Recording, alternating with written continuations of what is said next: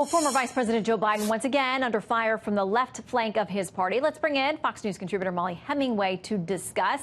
Mollie, great to have you with us. And we should let folks know that we do have someone on the other side of this argument. We've got a little bit of technical trouble. So you and I will tackle this together tonight. Great to have you with us. Great to be here.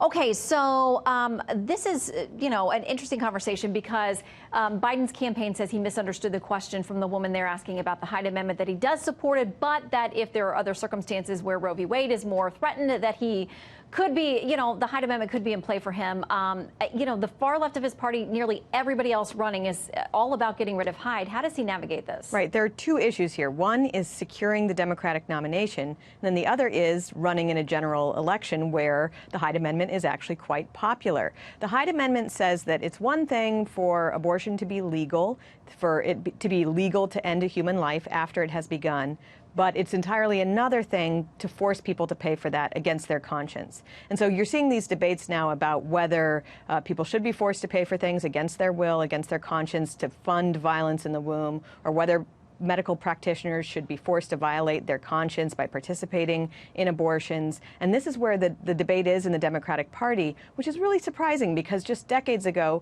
the Democratic Party was a home for pro-lifers. And even not that long ago, you would hear Democrats say that they support abortion, but they know it's a problem and they would like it to be rare. And now you have a situation where someone who simply thinks that people shouldn't be forced to pay for violence in the womb is, that's the new radical position for securing the Democratic primary. It is a challenge for them. Well, it's interesting to look at Biden's record himself. He has been very pro-life in many instances decades ago. You mentioned it was a different time then when how they felt about this issue.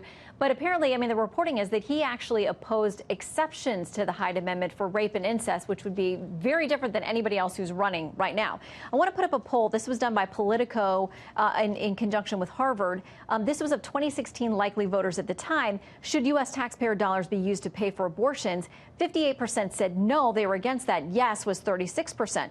So The Atlantic writes this about whether he's making a political calculation on the issue of abortion. It says, in part by emphasizing his fight for, quote, the soul of the nation, as he's put it, over and above divisive social issues, Biden's making a bet that he can appeal to the widest range of voters in a 2020 general election. So listen, he's way ahead of the rest of the pack in the 2020 Democratic primary.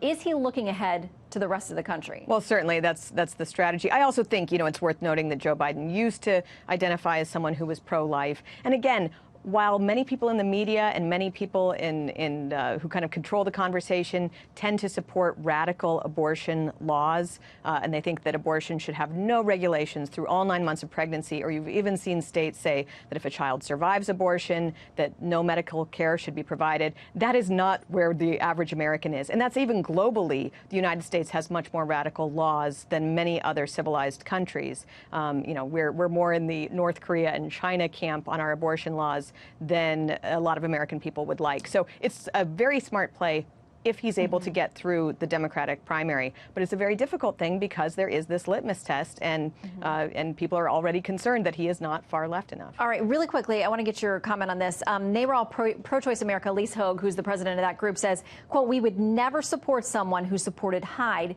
period. When she was pushed on that, does that include somebody like Joe Biden? If he ends up being the nominee and she's like, I hope it doesn't get to that. Do you see any of these progressive pro-choice groups actually withholding endorsements if Biden ends up being the nominee? They're not going to endorse President Trump.